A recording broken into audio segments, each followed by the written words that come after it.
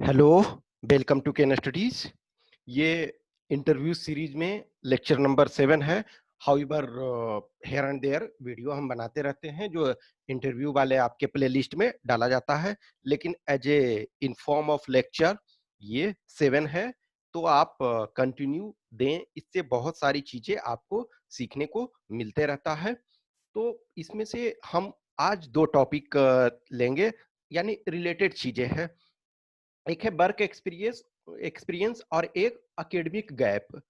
तो देखो क्या होता है ना कि समटाइम जब आप एग्जाम यो इंटरव्यू में जाते हो तो वर्क एक्सपीरियंस के बारे में पूछा जाता है।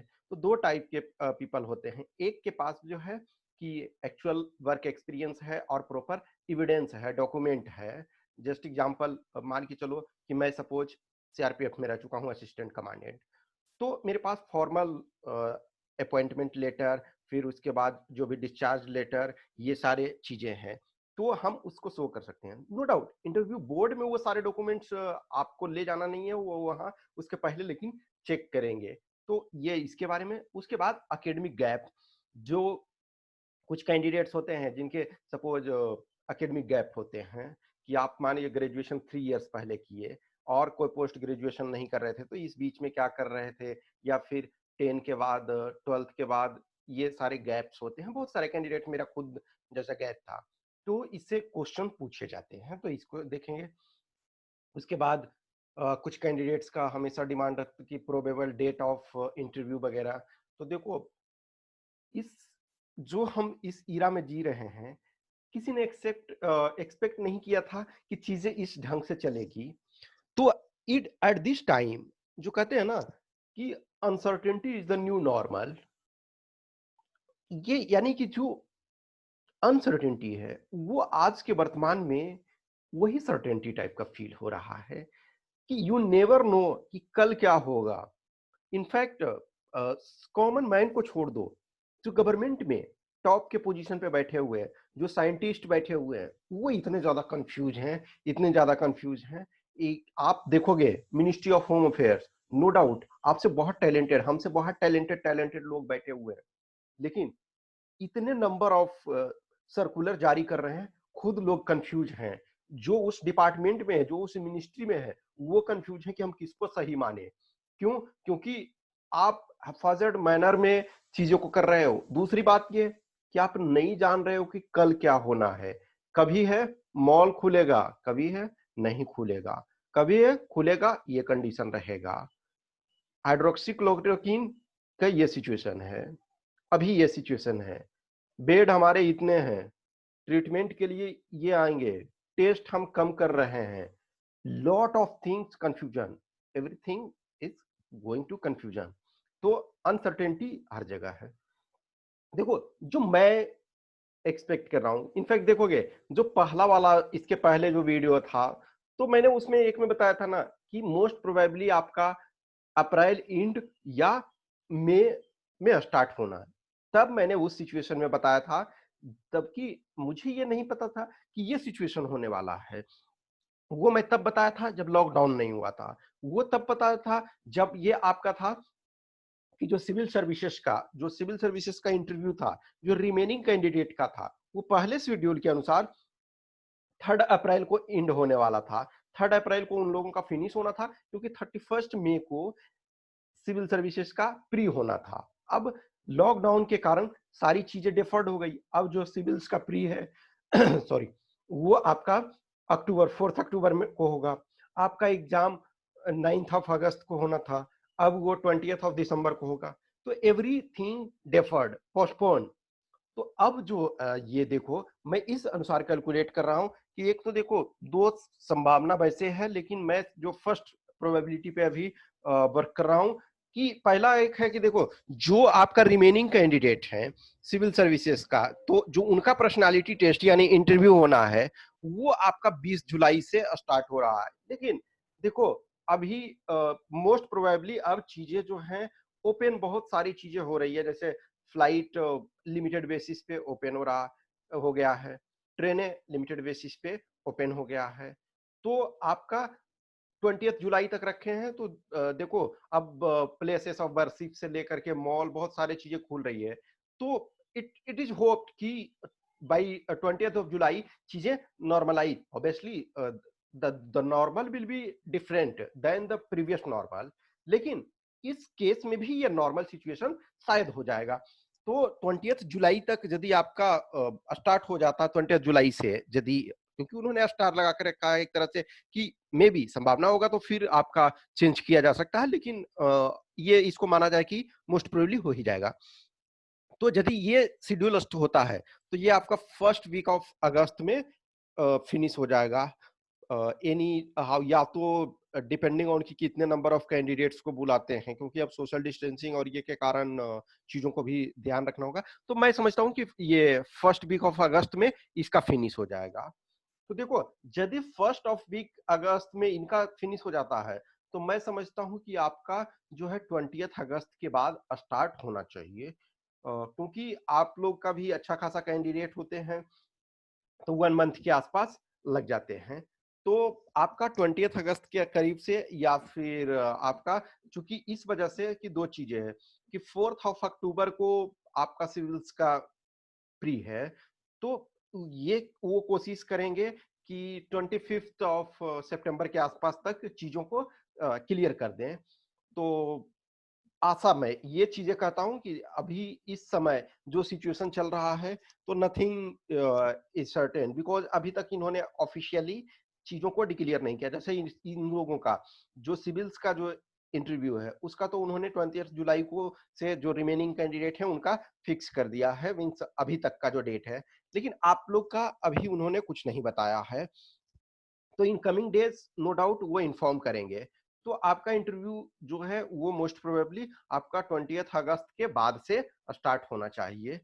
तो आप उस अनुसार से है अपना प्रिपरेशन रखो, और मैं हमेशा बोलता हूं कि ट्विन स्ट्रेटजी रखो, कि आप जो 2020 का जो है, जो 20th दिसंबर से स्टार्ट आपका होना है, सॉरी 20th दिसंबर को जो आपका एग्जाम 2020 के लिए जिनका एलिजिबिलिटी अभी यह है कि हम 2020 में देंगे, तो वो अपना प्रिपरेशन प्लीज प्लीज बरकरार रखें। अब देखो, वर्क एक्सपीरियंस में होता है, वर्क एक्सपीरियंस में 2 टाइप्स के कैंडिडेट होते हैं, जैसा कि मैंने बताया कि एक जो है जिनके पास having work experience with supporting evidence, जैसे आपने कहीं नौकरी किया, मान के चलो टाटा कंसल्टेंसी सर्विसेज में आप सॉफ्टवेयर इंजीनियर थे, तो आपके पास 3 इयर्स का, सपोज 2 इयर्स का, 1 ईयर का वर्क एक्सपीरियंस है, तो आपके पास वो सपोर्टिंग एविडेंस है कि आप दिखाओगे कि हाँ हमने यहाँ जॉब किया था, हम ये में डेटाबेस में थे, या हम डिजाइनर थे, या हम वॉट एवर थिंग्स थे। तो उससे रिलेटेड आप जिस इंडस्ट्री में थे उससे रिलेटेड चीजों को जानोगे, जिस कंपनी में थे, मान के चलो आप टीसीएस में थे तो टाटा कंसल्टेंसी सर्विसेज के बारे में आपको जानना होगा, या फिर आप गवर्नमेंट सेक्टर में थे, मान के चलो कि कोई एसएससी से क्लर्क बने हुए थे, या असिस्टेंट बने हुए थे, या फिर इंस्पेक्टर बने हो, तो वॉट एवर द सिचुएशन, या कोई ऑलरेडी सपोज आप सब इंस्पेक्टर थे, या ऑलरेडी कोई टीचर थे, या वॉट एवर द थिंग्स। तो एक है कि जिनके पास सपोर्टिंग एविडेंस है, तो उनके पास चीजों को मैनिपुलेट करना बेटर होता है, क्योंकि आपका फिक्स है, आपने प्रॉपर तरीका से लिखा हुआ है कि हाँ हमारे पास इस कंपनी में वर्क करने का। तो उन्हें एक और चीज की जरूरत होती है, एनओसी। एक यदि जिन लोगों, सॉरी एनओसी, जिन लोग ने जॉब कर रहा है, जॉब कर रहे हैं अभी वर्तमान में भी, तो उनको एनओसी की जरूरत होती है, या इनफैक्ट फॉर्म भरने के टाइम में जरूरत होती है, लेकिन इंटरव्यू के टाइम में आपको उस एनओसी को दिखाना होता है। और जो जॉब छोड़ चुके हैं तो उनको, उनके लिए तो मान के चलो कि जॉब इन्होंने किया और जॉब छोड़ दिया, तो अब उनको एनओसी की जरूरत अब है नहीं, लेकिन उनके पास वर्क एक्सपीरियंस, आपको जो सपोर्टिंग एविडेंस है वो दिखाना होगा कि हमने इस कंपनी में इतने जॉब किए हैं। अब जब एक तरह से वही है कि जो जॉब किए हो तो उसके बारे में अपना वर्क, कि आप सपोज डेटाबेस में काम किए हो, तो आप जो टाइप ऑफ डेटाबेस है उसमें जो चीजें, क्योंकि ये आशा है कि इस ढंग के बोर्ड को एडजस्ट किया जाता है कि हर टाइप के एक्सपर्ट रहते हैं। तो जैसे कोई इंजीनियरिंग का है, तो चूंकि डिफरेंट नंबर ऑफ बोर्ड बनते हैं, तो कैंडिडेट के प्रोफाइल के अनुसार वो बोर्ड उस ढंग से उसे अलॉट किया जाता है। तो अब आपके बोर्ड में यदि होंगे तो वो आपको कुछ फॉर्मूला पूछेंगे कि भाई किस ढंग से रिट्रीव कर रहे हो, या सॉफ्टवेयर में हो तो कोई अभी जो प्रोग्रामिंग लैंग्वेज है, सपोज डायनामिक प्रोग्रामिंग है, ये सारी चीजों का कुछ हो सकता है, बोल दें कि इसका कोड क्या हो, जस्ट हो सकता है स्मॉल थिंग्स। तो बेसिकली थ्योरेटिकल वो ज्यादा पूछेंगे। तो आपके पास वर्क आपका अपना वर्क प्लेस, कहाँ आप जिस सिटी में थे उसके बारे में, उस आप अपने लोकेशन के बारे में, कंपनी लोकेशन के बारे में, उस इंडस्ट्री के बारे में लोकेशन, ये सब के बारे में आपको जानना होता है। दूसरे टाइप के कैंडिडेट जो होते हैं, उनके पास वर्क एक्सपीरियंस तो होता है लेकिन सपोर्टिंग एविडेंस नहीं होता है। जैसे आप मान के चलो ना कि कहीं टीचिंग कर रहे थे, कोई सिंपल सा कोचिंग में आप टीचिंग कर रहे थे, तो दो कारण, एक कुछ कैंडिडेट होते हैं जिनके पास एक्सपीरियंस होता है, तो उस एक्सपीरियंस को आप इंजॉय करना चाहते हो कि मुझे पढ़ाना अच्छा लगता है, लेकिन आप किसी ब्रांड के कोचिंग में प्रॉपर तरीका से फॉर्मल एम्प्लॉयमेंट में नहीं थे, तो आपके पास वर्क एक्सपीरियंस का सर्टिफिकेट नहीं मिलता। या कुछ छोटी छोटी कोचिंग्स हैं जो कि प्रॉपर उनके पास प्रॉपर फॉर्मेट नहीं होता है और वो वर्क एक्सपीरियंस नहीं देते हैं। या फिर आप मान के चलो किसी एनजीओ से जुड़े हुए थे सिंपल सा, या फिर सेल्फ से कुछ हेल्प कर रहे थे, कुछ किसी को कैरियर काउंसलिंग या फिर कुछ और चीजों के थ्रू आप हेल्प कर रहे थे, या फिर आप अपने फादर के बिजनेस में सपोर्ट कर रहे थे, वॉट एवर द थिंग। तो आपको वर्क एक्सपीरियंस इस टाइप में भी यदि को पूछा जाता है कि आप इस ड्यूरेशन में क्या कर रहे थे, तो आप उस चीजों को बता सकते हैं। तो आप बताएंगे कि जो भी है कि हम part time as a work कर रहे थे, या फिर फैमिली बिजनेस था, या फिर पापा का दुकान था, या फिर चलो हम पिताजी के साथ थोड़ा सा खेती एग्रीकल्चर में हम उनको हेल्प करते हैं, या फिर मेरी मम्मी स्कूल खोले हुए हैं तो मैं बीच बीच में उसमें जाकर के पढ़ा देता हूँ, वॉट एवर द थिंग्स। तो आप उस चीज को बता सकते हो। तो दो चीजें, यदि आप फैमिली बिजनेस में और उस ढंग से हेल्प कर रहे हो तो नो नीड ऑफ मनी के बारे में नहीं हो, ऑब्वियसली आप फैमिली को सपोर्ट कर रहे हो, और with some time to spend with your family. तो या तो आप कुछ मनी के लिए या फिर interest, depending on the situation, इस चीज को बताना सही है। जैसे बहुत बार ये मेरे से प्रैक्टिकल कुछ स्टूडेंट्स के साथ ये इशू था, और हमेशा होता है कि ठीक है मैं कुछ बच्चों को पढ़ा रहा हूँ, तो सपोज 5000 ही मिल रहा है, तो मेरा जो पॉकेट एक्सपेंडिचर है वो निकल रहा है, तो this is as such not a problem. ये इनफैक्ट एक पॉजिटिव एटीट्यूड भी है, और पॉजिटिव थिंग्स भी देता है कि चलो आप बहुत सारी चीजें सीख रहे हैं।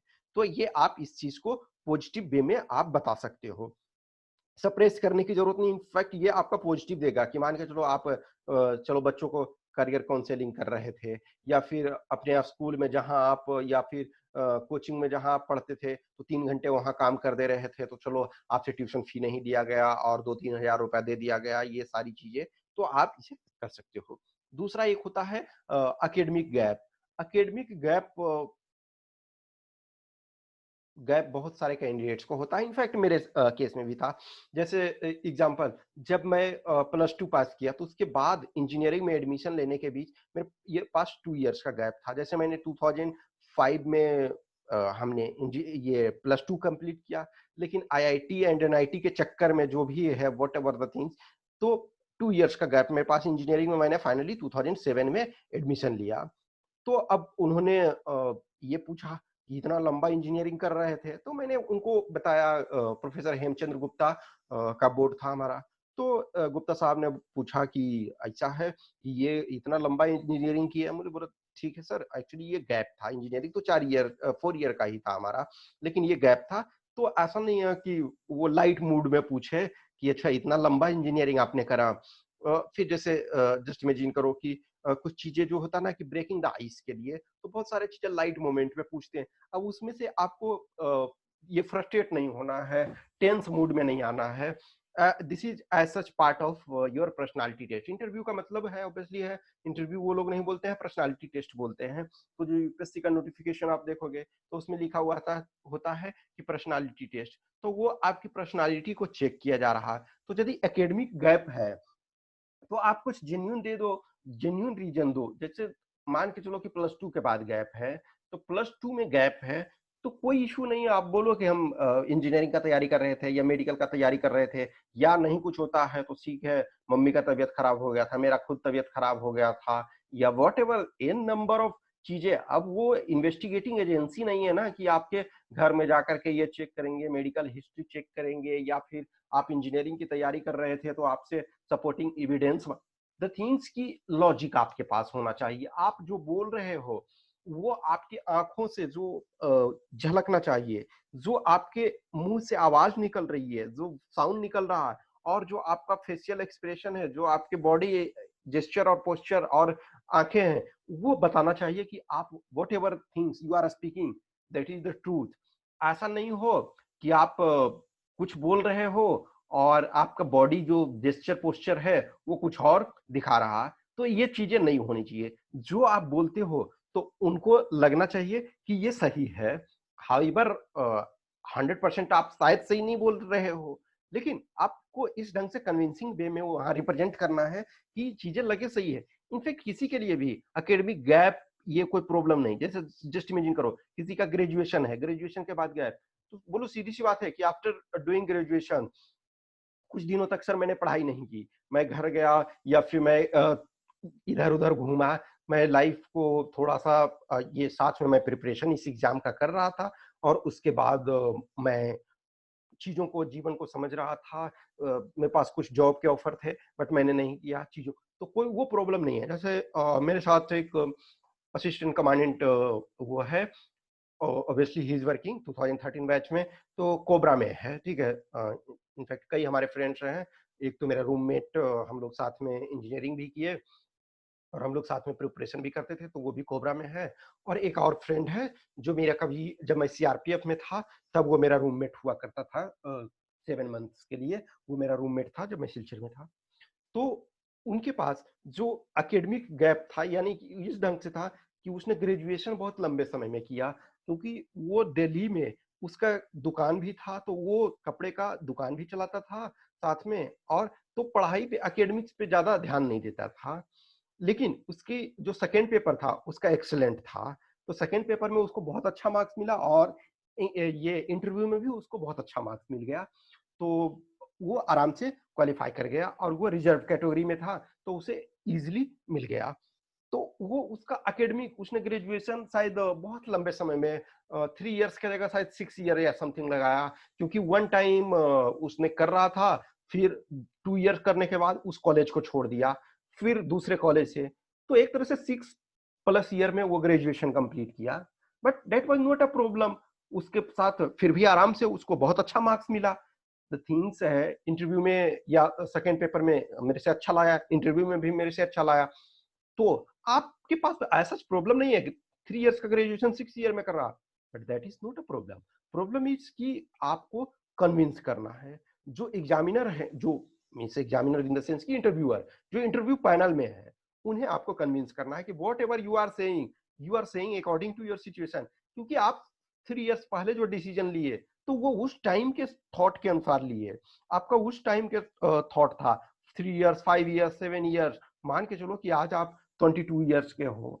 आप आपने जब +2 किया था तो सपोज 16 या 17 इयर्स के थे, तो 5 इयर्स, 6 इयर्स बैक जो आपने डिसीजन लिया, वो आपका तब का थॉट के अनुसार, तब आपकी जो अंडरस्टैंडिंग थी उसके अनुसार है। द थिंग्स है कि आपको जस्टिफाई करना है। जहां चीजें कंफ्यूजन, देखो ये चीजें आपकी पर्सनल लाइफ से रिलेटेड है, इस चीज को आपने जिया है, वर्क एक्सपीरियंस या फिर आपके पास एकेडमिक गए, तो ये आप जिया है आपने, तो ये बोलो कि हमने इस कंटेक्स्ट में यह डिसीजन लिया था। कुछ फैक्ट्स जैसे होता है कि स्पेन की राजधानी कहाँ है, कैपिटल ऑफ स्पेन, तो वहां आप बता दो कि नहीं जानते हो तो नहीं जानते हो, मैड्रिड जान रहे हो तो जान रहे हो, नहीं जान रहे हो तो नहीं जान रहे हो। लेकिन आप अपने लाइफ के बारे में जो ओपिनियन पूछा जा रहा है उसके बारे में तो आपको बोलना ही होगा। तो ये चीजें आपको करना है। I hope you enjoy this session. कुछ भी क्वेश्चंस क्यूरी है तो आप कमेंट बॉक्स में डालो। जिनको भी इंटरव्यू से संबंधित जो भी कुछ चीजें हैं वो आप हमें मैसेज कर सकते हो, और जिनको पर्सनलाइज चाहिए, केयर चाहिए, पर्सनलाइज आपको गाइडलाइंस चाहिए, वो आप अपना हमें व्हाट्सएप पे इस नंबर पे आप अपना डीएफ मुझे भेज दो। और कुछ कैंडिडेट्स को मैंने गाइड भी किया है कि क्या चीजें करनी है, और जैसे ही डेट यदि अनाउंस हो जाता है तो मैं और इस पर तेजी से काम स्टार्ट करूंगा। तो थैंक्स फॉर वॉचिंग दिस, और हमारा चैनल अब तक सब्सक्राइब नहीं किया तो सब्सक्राइब करें।